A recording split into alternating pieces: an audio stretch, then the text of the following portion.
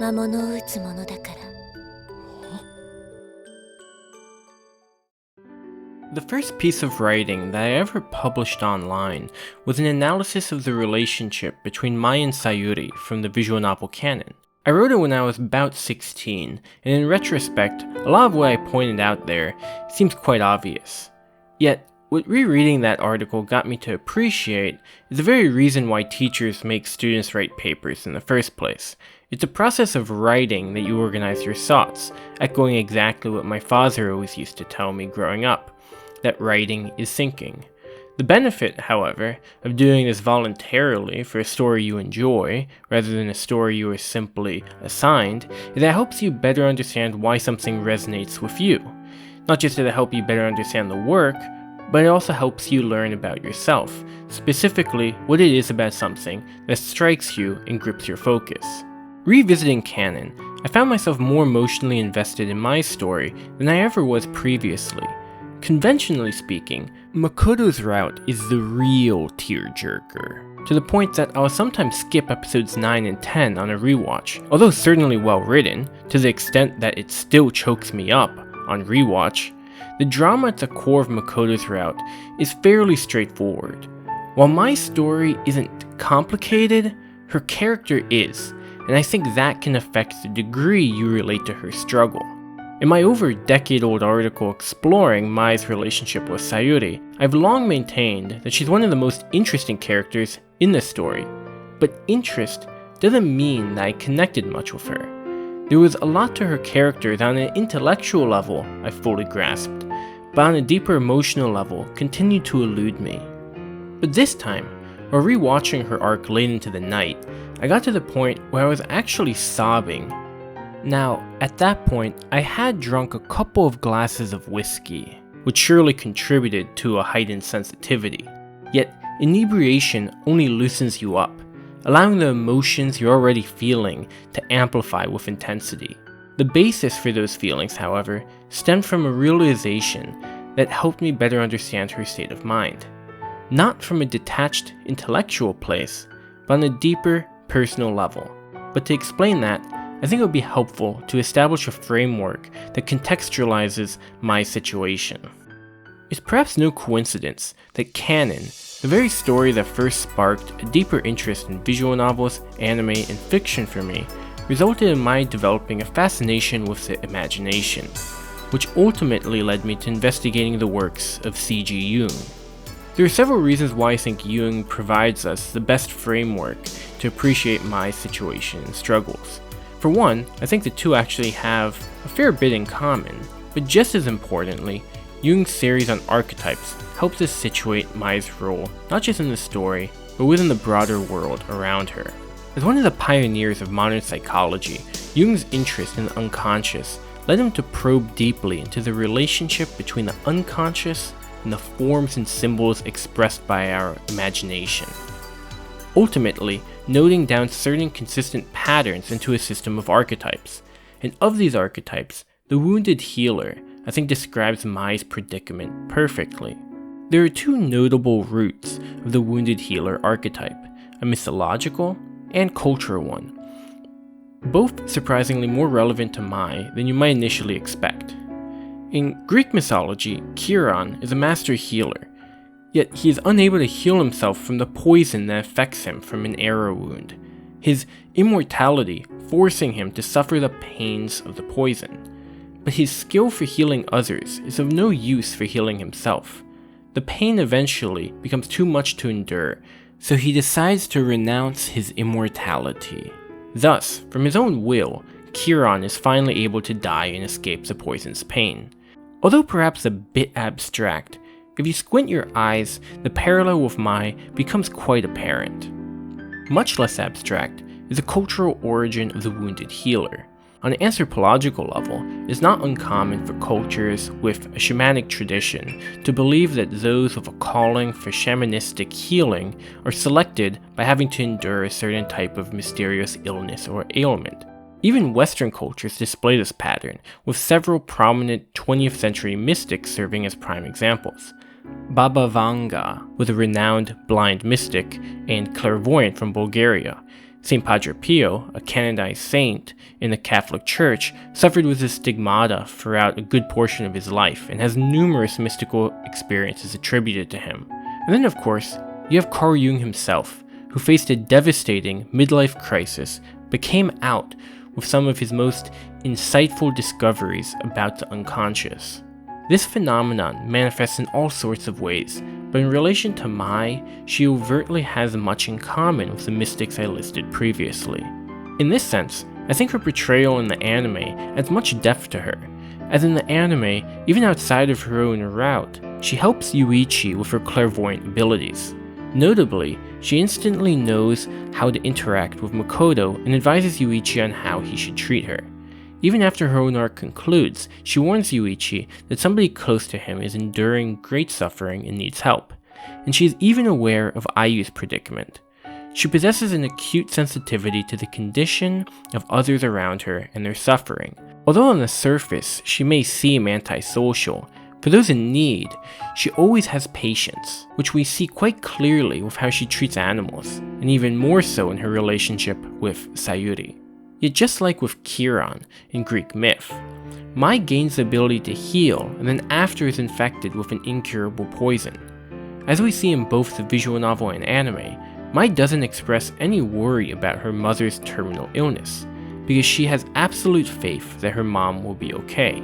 It's her unwavering faith, her hope, that is the basis of her powers. This is stated quite explicitly by the manifestation of Mai's powers when she tells Yuichi that her name is Hope. 私は舞の力のかけら。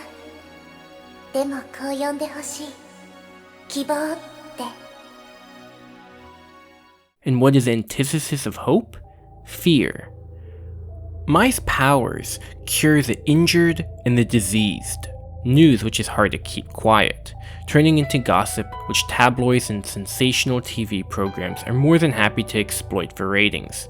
Although miraculous, once the initial awe wears off for an audience, an uncomfortable question remains in the silence. How can this girl do this? And if she's capable of that, are her powers also capable of destruction? Fear infects the mind.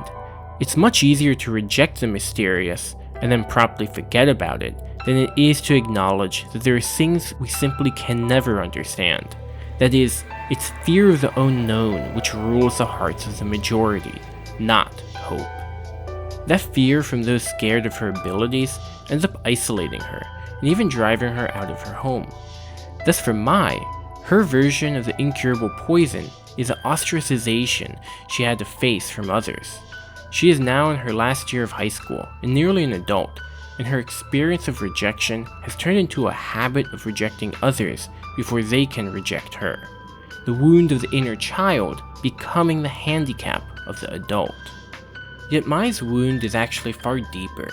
Rejection from strangers is one thing, but rejection from somebody you trust cuts to the bone. We see in the flashbacks of her childhood that her interactions with Yuichi results in her forming the first bond with somebody who fully accepts her. Somebody who sees her powers as entirely irrelevant to their friendship. But when he has to leave back home after summer break ends, in desperation to convince him to stay, she calls him and urgently explains that evil spirits have invaded the field they always play in, although he explains that he can't since he has to leave back home.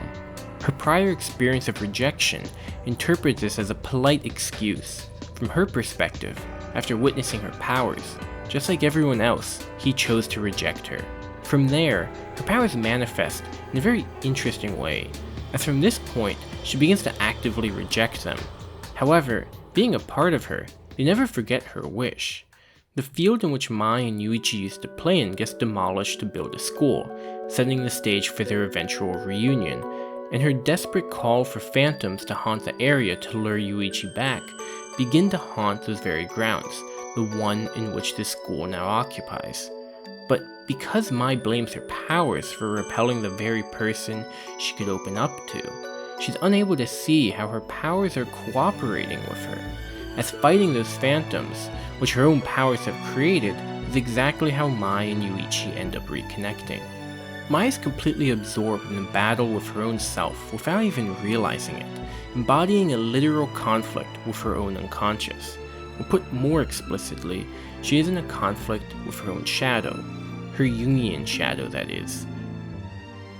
Although the Persona series has helped popularize Jung's concept of the shadow, and I think Persona 4 does a particularly great job of faithfully depicting it, a point worth emphasizing is that the psychological shadow, as Jung describes it, just as often possesses qualities of our unrealized potential as it does our suppressed bad qualities.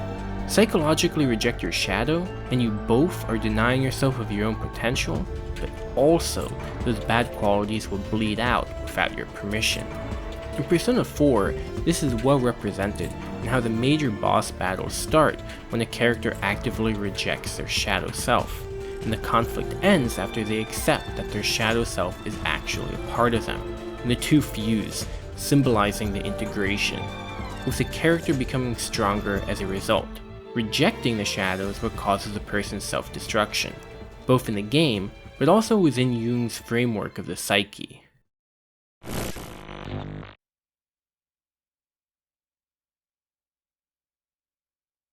In Jungian terms, the shadow is the part of us that we do not know. It's in the unconscious. There's something that wants to come through, tell us something, or it may be a part of us that was buried when we were very, very young.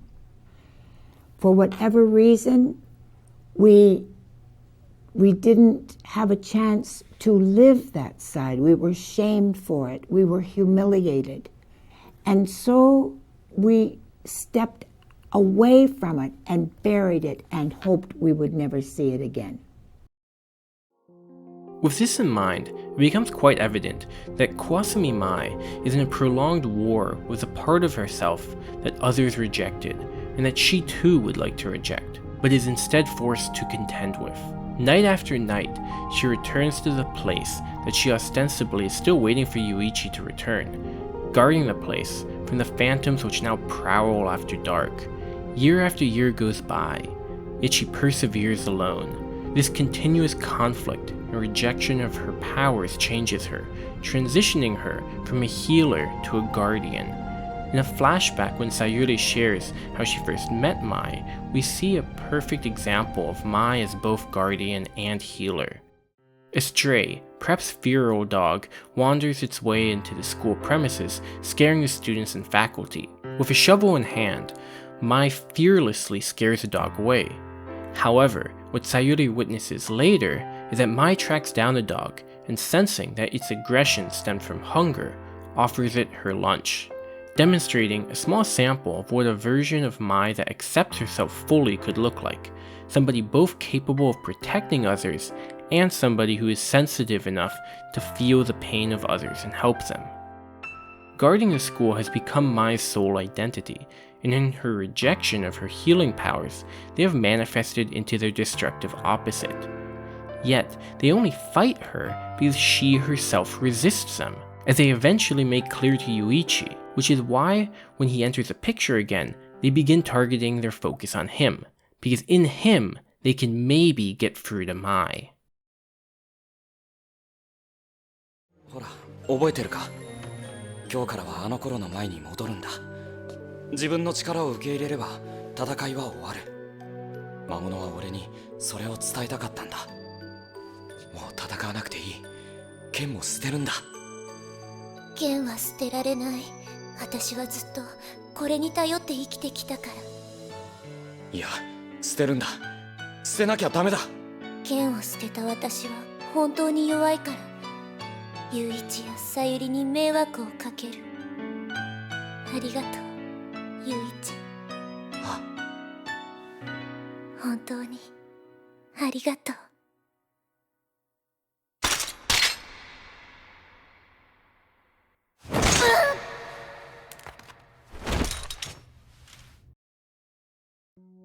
The most significant thing about this exchange is when Yuichi tells her exactly what her powers, that is, her unconscious, was trying to communicate to her. If you accept your powers, the battle will end. That's what the demons wanted to tell me. To which he adds, you don't have to fight anymore. You can let go of the sword too. Yet Mai responds, I can't let go of my sword. I've lived by relying on it to this day. That's when Mai then chooses the samurai's way out and plunges a sword into her chest. In other words, Mai point-blank refuses to give up her role as the Guardian as we've identified her. On a conscious level, she has no identity or sense of self if she's not playing the part of the Guardian, and she refuses to accept the inner child that is the source of her mystical healing abilities, the embodiment of hope within her. In fact, the origin of Mai's entire conflict stems from when she first abandoned hope. Her powers, or inner voice, assure her that somebody will soon come that fully accepts her for who she is, and that's when she meets Yuichi. When Yuichi can no longer come and play, instead of believing him and having faith that he'll come back, she assumes that he rejected her and loses faith in him returning. Yuichi even states that the following year he went back to that place and couldn't find her, suggesting that Mai had abandoned the thought of him ever coming back. So then why does she insist on guarding the area? When confronted about that, it seems that she herself doesn't even know, 私にはわからない。 indicating that the true answer lies in her subconscious. As Jung would be apt to point out, if there's an action you do, particularly a destructive one, and you have no answer for why you do it, then it's very likely an expression of the subconscious.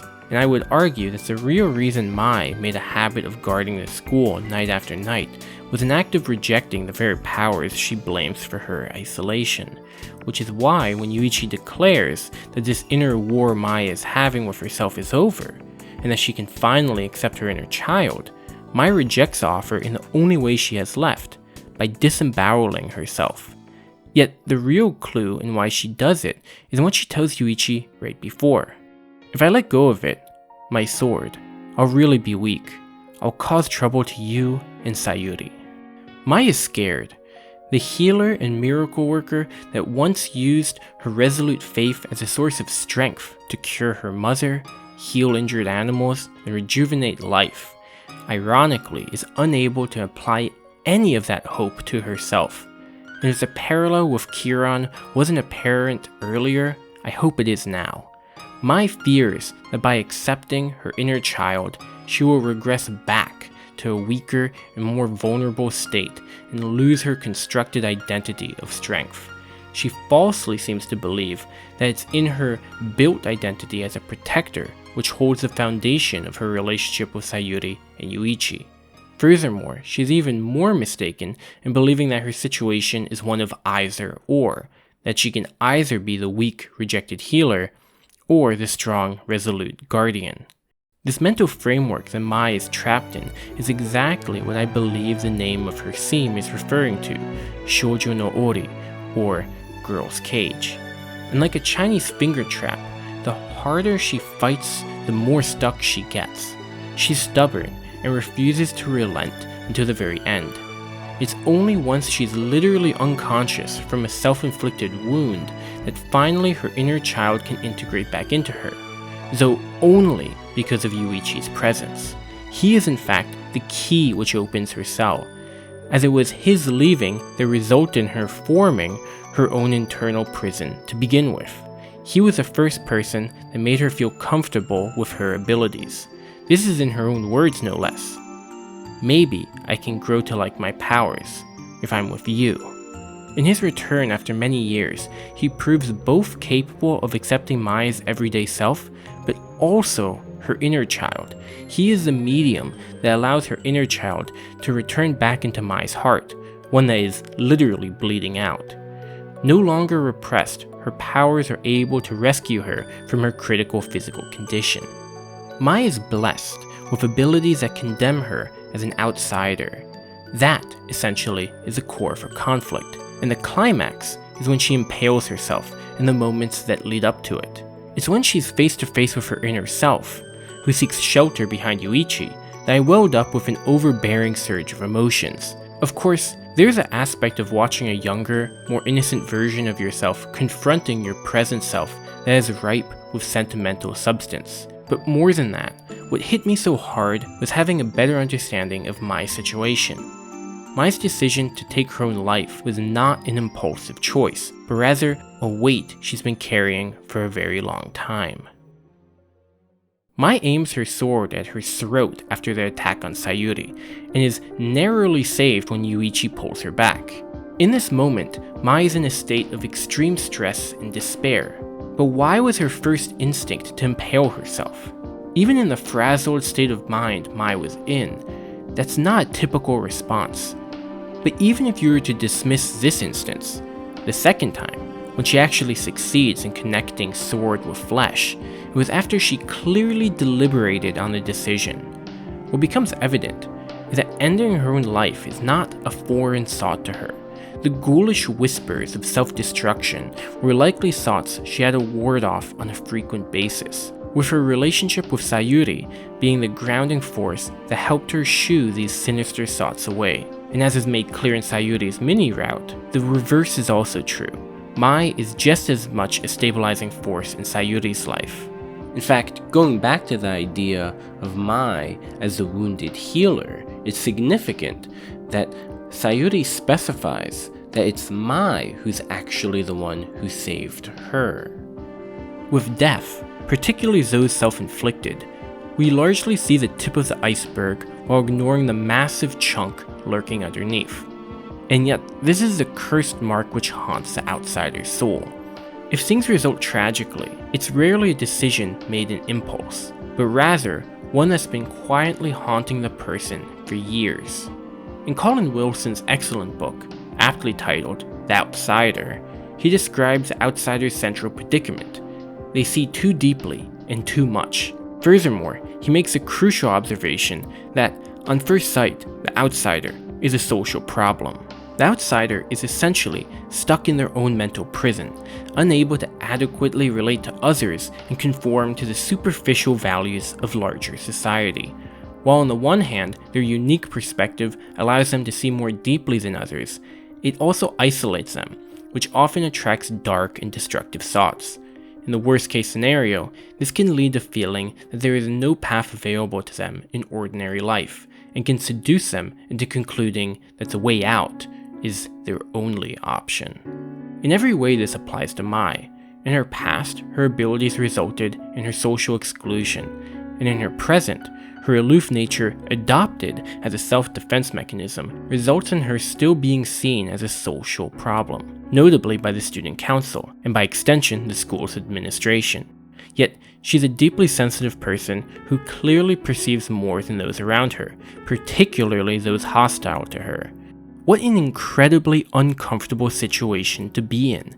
It's no wonder that the bars of her own mental prison must have felt like they were only getting stronger.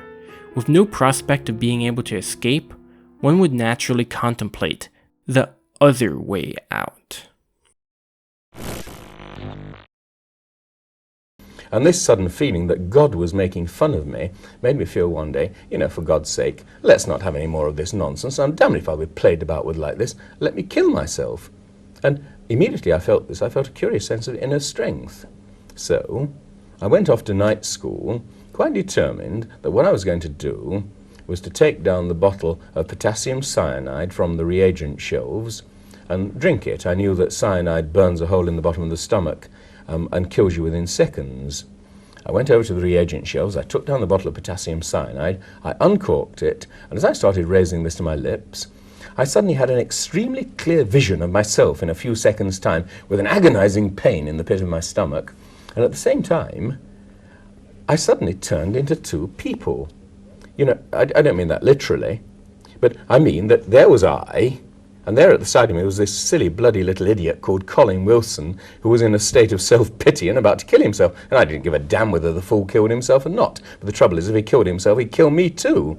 And quite suddenly, a terrific sense of overwhelming happiness came over me. I corked up the bottle, put it on the shelf, and for the next few days was in total control of my emotions and everything else. And I realized suddenly that you can achieve these states of control provided you put yourself in a crisis situation.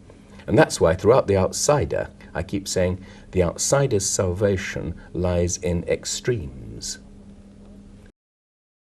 The outsider's salvation lies in extremes. Now there's a thesis statement if I've ever heard one, but certainly we see this play out in Mai's case. When Wilson mentions feeling himself split into two, his real self observing the pitiful version of himself rising in agony after an attempt on his life, I can't help but be reminded of when Mai's inner self is confronted with her current external self, as well as how her inner self swiftly comes to rescue her external self after she decides to dance with her sword. Although Colin Wilson's book, The Outsider, is a work of both literary and philosophical analysis, and therefore of no direct connection to canon, it was through reading it that I began to realize that Mai's brand of alienation wasn't dissimilar from my own. I finally understood that Mai's real pain wasn't something sudden and sharp, but rather a dull, prolonged pain that eventually led to crisis. And without getting too personal, this is something that was painfully relevant to me. I may not be able to relate to Mai's mixed blessing and curse as a wounded healer, but I can certainly understand her pain as an outsider. And I think my own, largely subconscious attraction to her character is in large part rooted in this. Mai is without a doubt a complex and multifaceted character, with a lot more going on beneath the surface than may be immediately obvious. But what is clear is that for a person who seems so strong and self-reliant, she is just like anyone else that needs solid relationships, even if only a few people. But as long as there are those around her that do appreciate her unique strengths, she can accept herself, allowing her to move forward and to make the most of her potential, both as healer and guardian.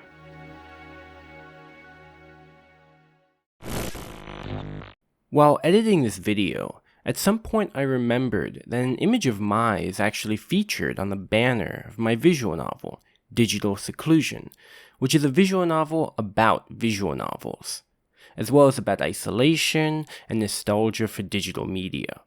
I imagine that if you're the type of person who enjoys videos like this, you might find it of some interest. In any case, it's pretty short and completely free. I'll provide a link in the description for those interested. Also, kind of footnote, but there was a point I brought up earlier that I didn't manage to properly address because it would have been too much of a tangent to explain adequately. But I said that I thought that Mai and Carl Jung have some traits in common. What I mostly meant by this is that there was a kind of mystical quality to Jung himself, and he had some experiences that could be classified as out of the ordinary. There's this wonderful example that's shared in the documentary series Seas of Faith, which recounts a time that he hums a lullaby to a patient suffering from insomnia, and something about the association this patient had with the tune helped for something to click inside of her. It's worth noting that the melody of the tune just kind of came to him, and he had no prior knowledge of the patient's association with that lullaby. Her doctor said that after this encounter, she had been cured, and he wanted to know what Jung had done. And Jung was at a loss for words because he knew there was no rational explanation he could give. The more you look into Jung, the more examples of this sort you find. I guess what I'm really getting at is that I feel like Mai, after she's fully integrated and accepted herself, would make an excellent therapist.